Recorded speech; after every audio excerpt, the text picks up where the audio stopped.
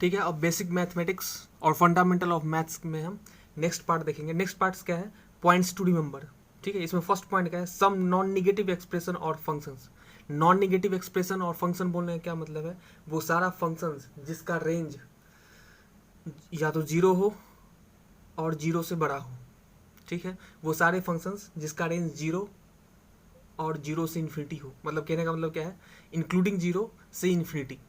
तो वो सारे एक्सप्रेशन और फंक्शंस जिसका रेंज जीरो टू इन्फिनिटी हो, that will be considered under the non negative expression और फंक्शन। जैसे for example square root of x. ठीक है, स्क्वायर रूट ऑफ एक्स का रेंज क्या होगा, अगर एक्स इक्वल्स टू अगर हम जीरो डालेंगे तो जीरो पे जीरो। ठीक है, बाकी आगे हम जैसे जाएंगे वो पॉजिटिव वैल्यू आता जाएगा, इसलिए स्क्वायर रूट ऑफ एक्स का जो रेंज होगा वो होगा जीरो से infinity. Similarly to n square root of x, या इसको x to the power one upon two n where n belongs to positive integer. ठीक है, इस तरह के जो भी एक्सप्रेशन आएंगे उस सब का रेंज क्या होगा, zero to infinity. That's why this will be considered under the non negative expression. ठीक है, इसी में अगर हम सेकेंड एग्जाम्पल ले, जैसे इसके अंदर अगर हम एन इक्वल्स टू टू लिया, ठीक है, तो यहाँ पे क्या हो जाएगा, फोर्थ रूट ऑफ एक्स। ठीक है, this is also non negative expression.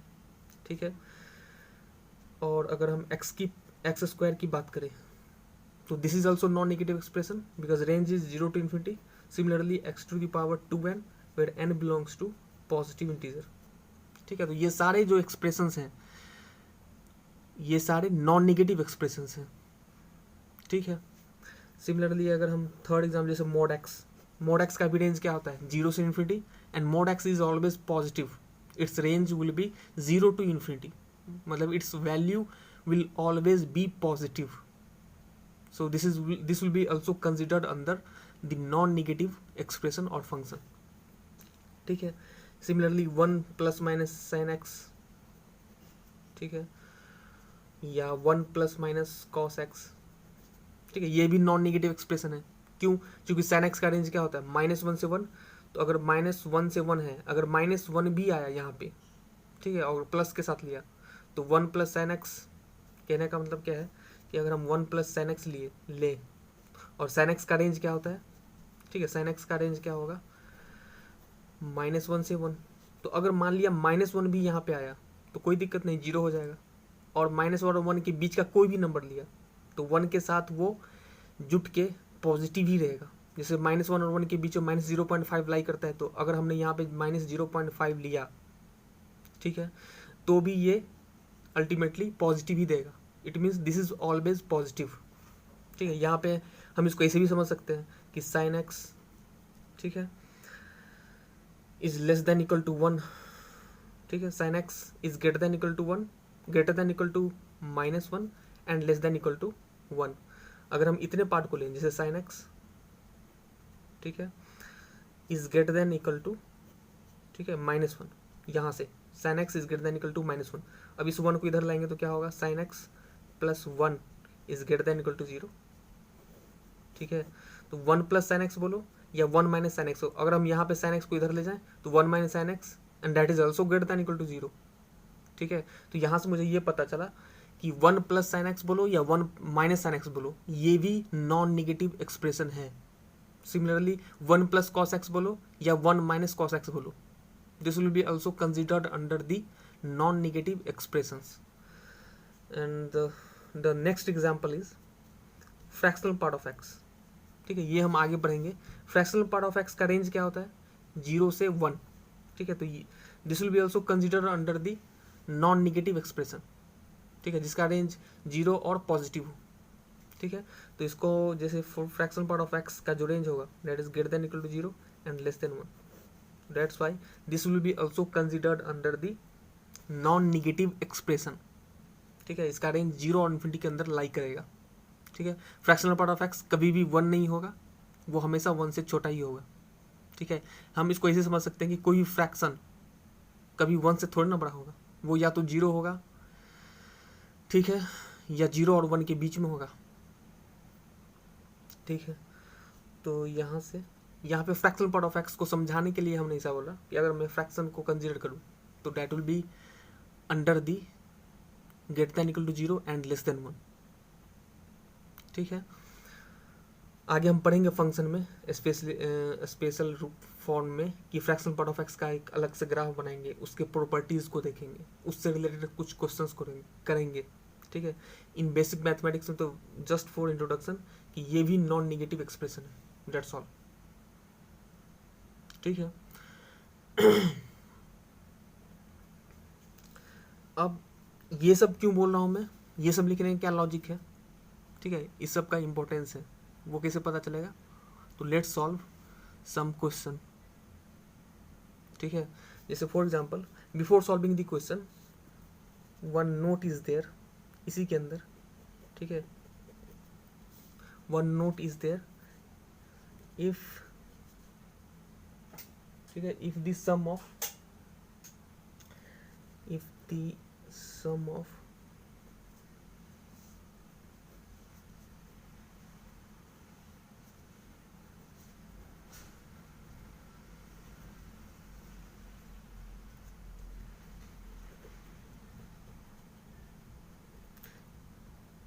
ठीक है, क्या नोट है, if the sum of several non negative expression, if the sum of several non negative expression is 0, ठीक है, then equate each term to 0। ठीक है, इसमें हमने क्या पढ़ा कि अगर if the sum of several non negative expressions is 0, अगर बहुत सारे नॉन निगेटिव एक्सप्रेशन का सम अगर 0 है, then equate each term to 0, तब जो डिफरेंट टर्म्स है उसको इक्वेट टू 0 करो, then equate each term to 0। ठीक है, जैसे फॉर एग्जाम्पल के तौर पे अगर मैं a² plus b² plus c² equals to 0 बोलूँ और फिर मैं पूछूँ कि इसका सॉल्यूशन बताओ। ठीक है, तो a² is in the form of A square function, b² is also in the form of square function. ठीक है, तो यहाँ पे a² b² and c² all are non-negative expression and the sum of a² b² plus c² equals to 0। ठीक है, this is the theory, if the sum of several non-negative expression is 0 then equate each term to 0। अगर बहुत सारे several non-negative expression का sum equals to 0 है तो each term equal to 0 करो, just for finding the solution। तो अगर मेरे से कोई पूछे कि इसका solution क्या होगा तो मैं बोलूँगा at the same time a should be equal to 0 and b equals to 0 and c equals to 0, only this solution is valid here। बाकी तुम कुछ भी रखो, this will not be satisfied. जैसे फॉर एग्जांपल अगर हमने ए और बी दोनों को 0 लिया और सी के जगह हमने 5 लिया, ठीक है, तो 0² plus 0² plus 5² 25 is not equal to 0। तो हम कोई भी नंबर ले लें, ठीक है, कोई भी नंबर ले लें ए और बी और सी के बदले, ठीक है, 0 को छोड़ के, that will not satisfy the given equation. इसका मतलब A B C simultaneously at the same time अगर 0 है तो ही ये इक्वेशन सेटिस्फाइड होगा। That's why the theory is then equate each term to 0 for finding the solution. ठीक है, फॉर फाइंडिंग सॉल्यूशन। ठीक है, इसको हम क्वेश्चन से सॉल्व किए। जैसे for example solve mod x², ठीक है, ये क्वेश्चन है, solve mod x² -1 plus x -1 का whole square plus square root of x² minus 3x plus 2 equals to 0। ठीक है, दिस इज द क्वेश्चन। अब अगर ये क्वेश्चन है और मेरे से पूछे कि सॉल्व फाइंड x, ठीक है, अगर मुझे ये थियरी नहीं पता है then I will just try to find the solution. ये square root of mod x² -1 है, ठीक है, दिस इज mod x² -1। ठीक है, तो फिर मुझे इसका रूट्स निकालना पड़ेगा, फिर उसको नंबर लाइन पे लोकेट करेंगे। ये समझ में आता है, ये भी चलो ठीक है, लेकिन इसका क्या, and all are in positive form with plus sign is there. ठीक है, this is not in inequality form कि हम उसको नंबर लाइन पे लोकेट करें फिर वे भी कर्व मेथड लगा के कुछ बोले। इक्वल साइन है तो भी हम इस सारे रूट्स को नंबर लाइन पर लोकेट करेंगे, फिर डिफरेंट केसेस लेंगे। But here square root of x² minus 3x plus 2 is there. ठीक है, तो दिस विल बी कम्परसम अगर हम ऐसे सोचे तो। लेकिन अगर मुझे ये थियरी पता है then I can tell the answer with very ease, ठीक है। वो क्या है, this is also non negative expression, this is also non negative expression, this is also non negative expression, ठीक है। क्योंकि मॉडुलस है, this is a square and this is a square root function. तो हम क्या बोले थे कि अगर क्वेश्चन में if the sum of several non negative expressions equals to zero दिया हो then equate each term to zero, ठीक है। तो यहाँ पे क्या है, x square minus one equals to zero, ठीक है। तो यहाँ पे हम क्या बोलेंगे, x square minus one equals to zero, तो यहाँ से एक्स क्या आया, प्लस माइनस वन। सिमिलरली यहाँ पे एक्स माइनस वन का whole square equals to zero, so x equals to one.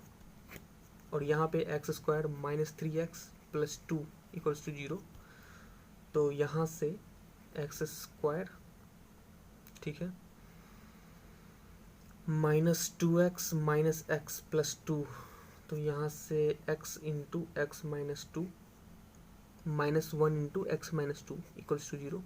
तो यहाँ से हम क्या बोलेंगे, एक्स इक्वल्स टू वन, ठीक है, या टू, ठीक है, एक्स इक्वल्स टू वन और टू।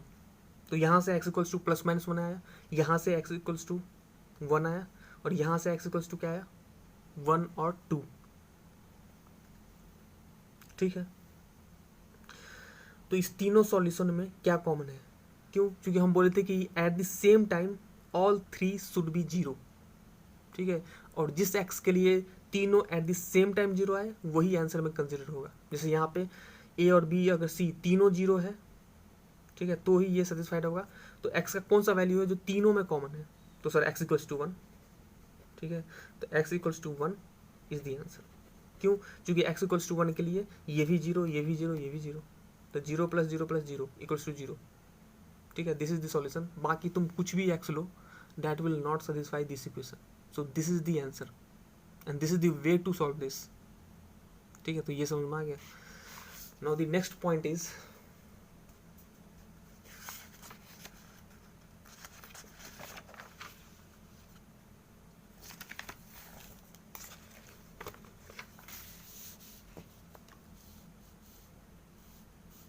ठीक है, next point, point number second, ठीक है। पॉइंट नंबर सेकेंड क्या है कि अगर मान लिया कि मेरे पास कोई इक्वेशन है, जैसे for example x square equals to five x, ठीक है, और मेरे से पूछे कि what is the solution of this, x का वैल्यू बताओ।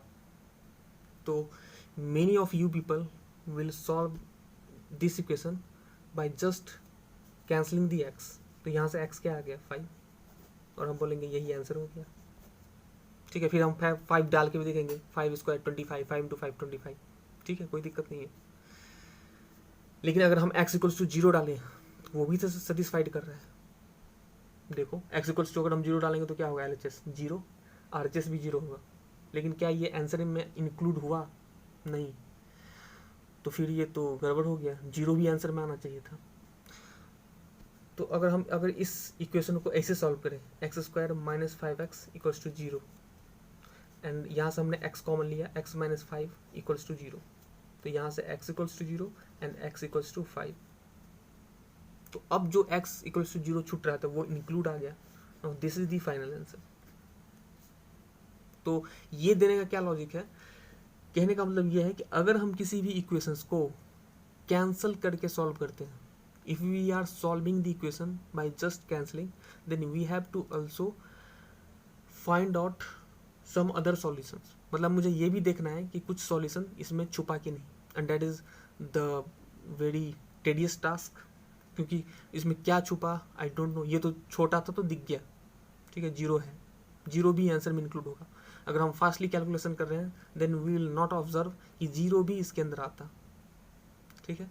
तो कहने का मतलब क्या है कि अगर हम किसी भी इक्वेशंस को सॉल्व कर रहे हैं तो अवॉइड कैंसलिंग मेथड, क्योंकि कैंसलेशन करने से जो रूट्स हैं, ठीक है, वो छुप जाएंगे, ठीक है, जो रूट्स है that will not be appear while solving, ठीक है। जैसे यहाँ पे zero, x equals to five तो आया था लेकिन जीरो छुप गया, इसलिए avoid cancellation method while solving the equation.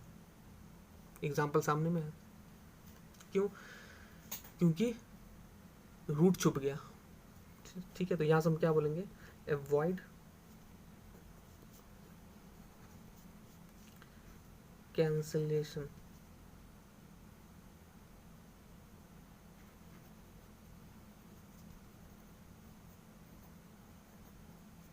That is not a method just for avoid cancellation method, मतलब कैंसिल करके सॉल्व करना, उसको अवॉइड करो, क्योंकि हो सकता है, it is not necessarily, but हो सकता है कि रूट छुप जाए। ठीक है, तो x square equals to 5x, मैं जीरो छुप रहा था तो जीरो आ गया। तो अवॉइड कैंसलिंग मेथड या अवॉइड कैंसलेशन मेथड। ठीक है, इसी में नेक्स्ट पॉइंट थर्ड क्या है कि यहाँ पे अगर हम ऐसे सॉल्व करें, जैसे for example square root of x equals to minus x, अब मैं पूछूं इसका सॉल्यूशन क्या होगा। अभी जो फर्स्ट इक्वेशन दिया था वो डिफरेंट था, now I am giving this equation square root of x equals to minus x, then what will be the solution.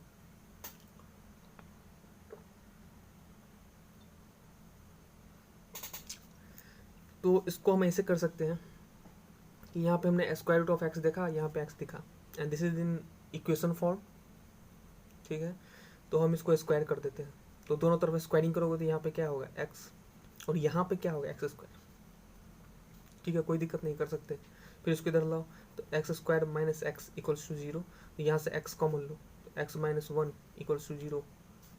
ठीक है, तो यहाँ से x equals to zero and x equals to one, तो तुम बोलोगे सर यही आंसर हो गया, लेकिन अगर तुम जीरो और वन दोनों को इसके अंदर डालो, तो जीरो डालने पे क्या होगा, square root of zero equals to zero, चलो जीरो तो सेटिस्फाइड कर रहा है। सिमिलरली वन डालो, square root of one, one minus one, one minus one, it doesn't make any sense, ये तो डिफरेंट है, LHS और RHS दोनों डिफरेंट आ रहा है। तो इसका क्या मतलब निकला कि x इक्वल्स टू वन जो है वो रूट नहीं होगा, लेकिन फिर भी आ गया। ठीक है, तो यहाँ से हम क्या बोल सकते हैं, whenever you are squaring while solving the equation, then you have to also check with the answers, check with the roots of that equation, क्योंकि स्क्वायरिंग करने से एक्स्ट्रा रूट आ जाता है, extraneous roots will appear while squaring the equation. तो यहाँ से दो चीज़ समझ में आया कि if you are solving the equation then avoid cancellation method, क्योंकि अगर तुम कैंसिल करके इक्वेशन को सॉल्व करोगे तो रूट्स छुप जाएंगे। ऑन दी अदर हैंड अगर हम किसी इक्वेशन को स्क्वायरिंग करके सॉल्व करेंगे तो वहाँ से जो रूट्स आएगा, ठीक, उसको एक बार हम चेक भी कर लेंगे, हो सकता है कि एक्सट्रानियस रूट विल बी देयर। ठीक है, तो अवॉइड कैंसलेशन मेथड, तो ठीक है यहाँ पे तो कैंसिल कर सकते हैं, क्योंकि क्या छुपा वो बताना इज डिफ़िकल्ट, लेकिन स्क्वायरिंग करने से एक एक्स्ट्रा रूट आएगा, उसको चेक करना इज ईजी, उसको तो हम इजीली चेक कर सकते हैं कि सेटिस्फाइड कर रहा है या नहीं कर रहा है। ठीक है, तो स्क्वायरिंग हम कर सकते हैं वाइल सॉल्विंग दी इक्वेशन, अगर कुछ रूट्स एक्स्ट्रा भी आया तो I can check with that. ठीक है, तो यही लॉजिक है कि स्क्वायरिंग करने से क्या हुआ, एक्स्ट्रा रूट्स आया तो कोई दिक्कत नहीं, हम चेक कर लेंगे, चेक करने से क्या पता चला, x equals to zero is the answer. ठीक है, तो ये आंसर हो गया। अब अगर हम इसी को अगर हम ऐसे देखें, स्क्वायर रूट ऑफ एक्स और इसको इधर लाए plus x equals to zero. ठीक है, अब यहाँ से रूट एक्स प्लस एक्स को हम लिख सकते हैं रूट एक्स का स्क्वायर इक्वल्स टू जीरो। ठीक है, यहाँ से हमने रूट एक्स कॉमन लिया तो अंदर क्या बचा, one plus square root of x equals to zero, तो यहाँ से root x equals to zero. ठीक है, आइदर, ठीक है, either root x equals to zero और one plus root x equals to zero, तो यहाँ से root x equals to zero मतलब एक्स इक्वल्स टू जीरो, यहाँ से root x plus one equals to zero मतलब square root of x equals to minus one. ठीक है, यहाँ पे माइनस वन। ठीक है, ये स्क्वायर रूट ऑफ एक्स क्या आया, माइनस वन, तो ये तो गलत है, क्योंकि स्क्वायर रूट ऑफ एक्स का रेंज क्या होता है, जीरो से infinity, and square root of x is non negative expression, इसका और जो वैल्यू है नेगेटिव के बराबर हो ही नहीं सकता, तो यहाँ से there is no such x such that square root of x equals to minus one, so यहाँ पे एक्स बिलोंग्स टू 5। ठीक है, तो एक ही सॉल्यूशन आया, that is x equals to zero. तो अगर हमने ऐसे किया तो यहाँ से एग्जैक्ट आंसर आ गया, स्क्वायरिंग किया तो एक्स्ट्रा रूट्स आ गया था, उसको हम चेक करके हटा लिए, in both the ways we can solve. ठीक है, तो ये लॉजिक है। ठीक है, नेक्स्ट पॉइंट क्या है, now let's see the next point. ठीक है, अब नेक्स्ट पॉइंट क्या है, अब यहाँ पे देखो पॉइंट नंबर 4। अब क्या है कि जैसे हमने एक क्वेश्चन को सॉल्व किया, mod x x square minus 2x equals to 1। ठीक है, इसको कैसे सॉल्व करेंगे? ये क्वेश्चन तो हम शुरू से करते आ रहे हैं, इस तरह क्वेश्चन को हम कैसे करते हैं, क्लास 7-8 से करते आ रहे हैं कि हम दोनों तरफ बेस सेम करेंगे ताकि हम पावर को कंपेयर कर पाएँ। तो जैसे ही 1 दिखा और यहाँ बेस मोड एक्स है, तो हम झट से बोलेंगे कि सर 1 के बदले हम मोड एक्स की पावर 0 बोले, तो हम बोल सकते हैं, ठीक है, कर सकते हैं। जैसे mod x x square minus 2x, और 1 की जगह हम क्या लिखेंगे, mod x to the power 0 बोल सकते हैं। ऑफकोर्स बेस सेम है, compare x square minus 2x equals to 0, यहाँ से x इंटू एक्स माइनस 2, ठीक है, इक्वल्स टू 0, यहाँ से x equals to 0 and x equals to 2, ठीक है, यही आंसर हो गया। हम बोलेंगे दिस इज द आंसर। लेकिन बिफोर टेलिंग द आंसर तुम एक बार चेक करके देखो, अगर हम 0 डालेंगे तो क्या होगा, यहाँ पे 0 डालो, मोड 0 कितना हो 0, और एक्स स्क्वायर माइनस 2x में 0 डालोगे क्या होगा 0। तो 0 डालने से क्या आ रहा है, इफ x इक्वल्स टू 0 अगर हम इक्वेशन में डाल रहे हैं तो क्या बन रहा है, 0 की पावर 0 फॉर्म, जो कि क्या है, मीनिंगलेस फॉर्म है, ठीक है, it doesn't make any sense in mathematics, ठीक है, इसको हम पढ़ेंगे लिमिट्स में। This is one of the form of meaningless form, ठीक है। सो एक्स इक्वल्स टू 0 रूट्स तो आया लेकिन ये स्पेसिफाइड नहीं कर रहा है, ठीक है। एक्स इक्वल्स टू 2 डालो, 2 4 माइनस 4 0, मोड एक्स की पावर ये 2 है, तो मोड 2 कितना होगा 2, 2 की पावर 0 1, चलो 2 तो सेटिस्फाइड कर रहा है, but x equals to 0 is not satisfying. तो एक्स इक्वल्स टू 2 क्यों, क्योंकि अगर हम एक्स इक्वल्स टू 0 डालेंगे तो LHS में 0 की पावर 0 बन रहा है। अब 0 की पावर 0 नहीं बोल देंगे, ठीक है, वो रॉन्ग है। 0 की पावर 0 मैथमेटिक्स में मीनिंगलेस फॉर्म होता है, ठीक है, और सारे भी बहुत सारे मीनिंगलेस फॉर्म हैं, वो हम लिमिट्स पढ़ेंगे, ठीक है। लेकिन यहाँ पे 0 की power 0 is the meaningless form, there is no sense of 0 to power 0 form, that's why it will be neglected. So x equals to 2 is the answer. चलो ठीक है, कोई दिक्कत नहीं, x equals to 2 is the answer. लेकिन अगर हम यहाँ पे 1 डालें, अब मैं बोलूँगा कि एक्स इक्वल्स टू 1 डाल के देखो क्या ये भी सेटिस्फाइड कर रहा है, तो डालो 1 माइनस 2 इंटू 1, तो -1, और 1 की पावर -1, दैट इज 1, सेटिस्फाइड तो कर रहा है। फिर -1 डालो तो भी सेटिस्फाइड कर रहा है, ठीक है, 1 की पावर क्यू कुछ भी लो तो 1 ही होगा। तो 1 भी सेटिस्फाइड कर रहा है, -1 भी सेटिस्फाइड कर रहा है, लेकिन वो आंसर में नहीं आया, ये तो गड़बड़ है। अब 0 आ गया जो कि आंसर का पार्ट नहीं है, तो एक्स इक्वल टू 2 हम आंसर बोल दिए। फिर हमने देखा कि 1 और -1 ये भी सेटिस्फाइड कर रहा है, जो कि आंसर में है ही नहीं, ठीक है। तो कहने का मतलब क्या है कि इस तरह के क्वेश्चन हम कैसे सॉल्व करेंगे। तो यहाँ पे हमने जाना कि if a to the power f of x equals to a to the power g of x, ठीक है, वेयर a ग्रेटर देन 0, जहाँ पे बेस क्या है पॉजिटिव, तो हम बोल सकते हैं इधर f of x equals to gx, ठीक है, इधर f of x equals to gx and a equals to 1, ठीक है, जो हमने बेस लिया है ग्रेटर देन 0। ये दिनों को मिला के जो फाइनल आंसर आएगा वही आंसर होगा, ठीक है। अभी तक हमने a टू की power f of x equals to a to की पावर g ऑफ x, तो वहाँ से f of x equals to gx, यहाँ से सिर्फ सॉल्यूशन निकाल रहे थे, लेकिन a इक्वल्स टू 1 भी होगा, ठीक है। इस तरह के क्वेश्चंस में a इक्वल्स टू 1 छूट रहा था उसमें, तो यहाँ उस क्वेश्चन में a की जगह क्या था, mod x that is equal to 1, तो x equals to +-1 and 2। Now this is the final answer, ठीक है, this is the final answer. तो a की power f of x equals to a की पावर g ऑफ x, जहाँ पे a greater than 0 है मतलब पॉजिटिव है, तो f of x equals to g of x and a should be equal to 1। तो क्वेश्चन में a की जगह क्या था, मोड x, तो मोड x इक्वल्स टू 1 मतलब x equals to +-1 and 2 is the answer of course. So this is the final answer, ठीक है, ये हो जाएगा।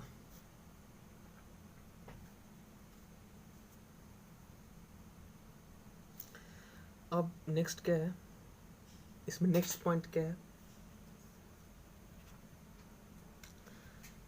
अब हम कुछ और important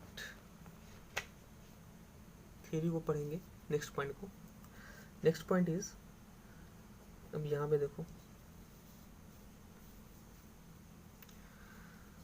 x plus 1 by x is greater than equal to 2 if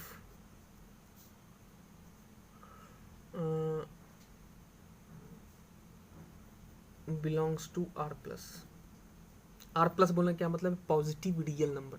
अगर x पॉजिटिव रियल नंबर को बिलोंग्स करेगा तो किसी भी रियल नंबर और उसका reciprocal is greater than equal to 2। ठीक है, equality will hold at x equals to 1। x equals to 1 पे इक्वलिटी होल्ड करेगा। ठीक है, अगर 1 डालोगे तो 1 + 1 2, तो 2 equals to 2 and x belongs to r plus. ठीक है, r प्लस में क्या होगा, 1 2 3 एंड जितने भी पॉजिटिव रियल नंबर्स हैं। नेक्स्ट हम लेंगे r माइनस, उसमें जितने भी निगेटिव रियल नंबर है। x इक्वल्स टू 0 नहीं ले सकते, क्योंकि 0 लेंगे तो ये क्या होगा, अनडिफाइंड, तो इसके डोमेन में ही 0 नहीं है। ठीक है, इसी में नेक्स्ट क्या है कि अगर मान लिया यही चीज़ है, ठीक है, और यहाँ पे if x belongs to r minus, ठीक है, so this will be less than equal to -2। ठीक है, x + 1 by x is greater than equal to 2 अगर x पॉजिटिव है, और अगर x नेगेटिव है then x + 1 by x less than equal to -2। यहाँ पे इक्वलिटी कहाँ पे होल्ड करेगा, x इक्वल्स टू -1 पे। x इक्वल्स टू -1 पे यहाँ पे इक्वलिटी होल्ड करेगा। x इक्वल्स टू -1 डालो, 1 -1 इक्वल्स टू -2।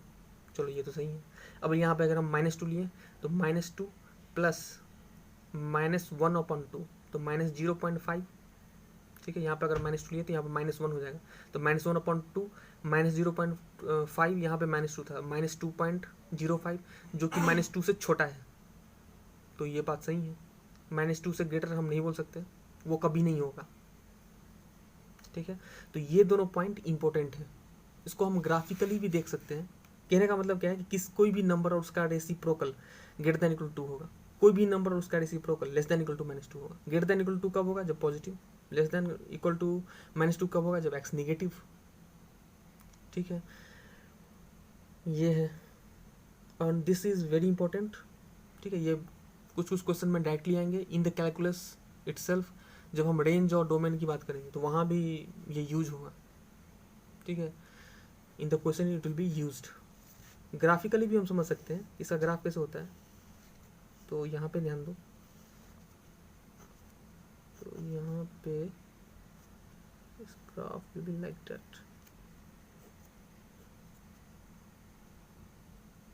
ठीक है, and here this will B, यहाँ पे क्या आया 2, यहाँ पे नॉट 2, यहाँ पे 1, करस्पॉन्डिंग वैल्यू क्या आएगा 2, यहाँ पे -1, करस्पॉन्डिंग वैल्यू क्या होगा -2। तो अब तुम देखो यहाँ पे अगर हम 2 के आगे जाएंगे तो वैल्यू क्या होगा 2 से ऊपर, 2 के पीछे जाएंगे तो वैल्यू क्या होगा 2 से ऊपर। सिमिलरली ये 1 है, 1, दिस इज 1। सिमिलरली -1 पे वैल्यू क्या है -2, -1 से पीछे, -2 से नीचे, -1 से आगे तो भी -2 से नीचे। तो मतलब अगर x less than equal to 0 है, मतलब x belongs to r minus है, तो -2 और -2 से छोटा। अगर पॉजिटिव है तो 2 और 2 से बड़ा, and graph is showing this. मतलब यहाँ पे हम क्या बोल सकते हैं कि इसमें डोमेन क्या होगा, वो सारा रियल नंबर एक्सेप्ट 0, 0 को छोड़ के कोई भी डाल दो। रेंज क्या होगा, -∞ से -2 यूनियन 2 से इन्फिनिटी, या हम इसको बोल सकते हैं r -2 से 2। ठीक है, इसको हम रेंज बोल सकते हैं, range of such type of functions. ठीक है, 2 भी इंक्लूड होगा इसके रेंज में, जो greater than equal to less than equal to -2, -2 भी इंक्लूड होगा। बस -2 और 2 के बीच का जो नंबर है, ठीक है, वो रेंज में इंक्लूड नहीं होगा, तो उसको हमने रियल नंबर में से -2 से 2 तक के नंबर को घटा दिया, इंक्लूडिंग नहीं लिया क्योंकि 2 होगा, रेंज में इंक्लूड होगा -2 और 2। ठीक है, तो यही रेंज होगा for such type of functions. ठीक है, तो ये भी इम्पोर्टेंट है। इसको पढ़ने से क्या होगा कि we will be able to solve some particular type of questions. वो क्वेश्चंस क्या है, तो उसको देखा क्या है क्वेश्चन, तो लेट्स सॉल्व।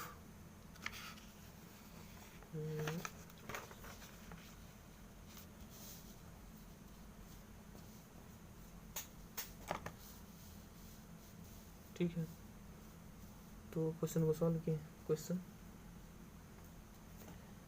जैसे फॉर एग्जांपल अगर मेरे से पूछे कि solve sine e x equals to 5x plus 5x minus 1, ठीक है, मेरे से पूछे कि solve find the value of x।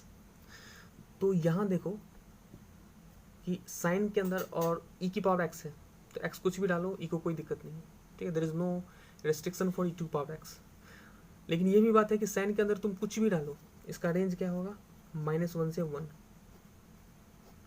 ठीक है। साइन के अंदर तुम कुछ भी वैल्यू डालो, साइन एक्स का रेंज क्या होगा, -1 से 1। और फिर हम यहाँ पे ऑब्जर्व करेंगे 5 को हमने बाहर निकाला, this is x plus x की पावर -1। फिर इसको हम कैसे लिख सकते हैं, x प्लस 1/x। अब x प्लस 1/x क्या होगा, either greater than equal to 2, तो अगर हमने 5 से मल्टीप्लाई किया तो ग्रेटर देन इक्वल टू 10, या तो 10 से और 10 से बड़ा। अगर हमने x plus 1/x less than equal to -2 लिया तो फिर 5 से मल्टीप्लाई इंटू 5, तो ये लेस देन इक्वल टू -10। कहने का मतलब क्या है कि इस क्वेश्चन में RHS या तो 10 और 10 से आगे है अगर x belongs to r plus है, तो अगर x belongs to r minus है तो ये -10 और 10 से पीछे है, यानी इसके रेंज में कहीं भी ये वैल्यू इंक्लूड नहीं हो रहा है। और जबकि इक्वेशन सॉल्विंग करने का मतलब ये वही है कि x का वो वैल्यू जिसके लिए ये दोनों इक्वल हो, ठीक है। तो x का तुम कुछ भी वैल्यू ले लो, ये तो बोला कि मैं हमेशा 10 से आगे हूँ, ये बोला कि मैं हमेशा 10 से पीछे हूँ, लेकिन ये बोला मैं -1 से 1 के बीच में हूँ, तो -1 और 1 तो इसके वैल्यू में पॉसिबल ही नहीं है। -10 से पीछे -11 -12 13, -1 और 1 आ ही नहीं सकता। 10 से आगे 11 12 13, उसमें -1 से 1 आ ही नहीं सकता, तो it's value will not be matched for any x. इसका मतलब इसका क्वेश्चन क्या होगा, मतलब सॉल्यूशन क्या होगा, नो सॉल्यूशन। कोई ऐसा वैल्यू नहीं है एक्स का जिसके लिए दोनों का वैल्यू आउटपुट मैच करे, तभी तो हम इक्वेशन बोलते हैं कि उसका रूट्स आया। किसी भी क्वाड्रेटिक इक्वेशन का रूट्स क्यों सॉल्व करने से क्या होता है, इक्वल्स टू 0 आता है, मतलब एक्स का वो वैल्यू आ जाता है जिसके चलते जो LHS में आ रहा है वही RHS में आ रहा है। जबकि LHS और RHS में अगर हम एक्स का कोई भी वैल्यू डालेंगे तो उस दोनों का और वैल्यू मैच ही नहीं होगा, that's why solution is no solution, ठीक है। तो अगर हमको ये वाला चीज़ पता है तो I will be able to find the answer, no solution, ठीक है।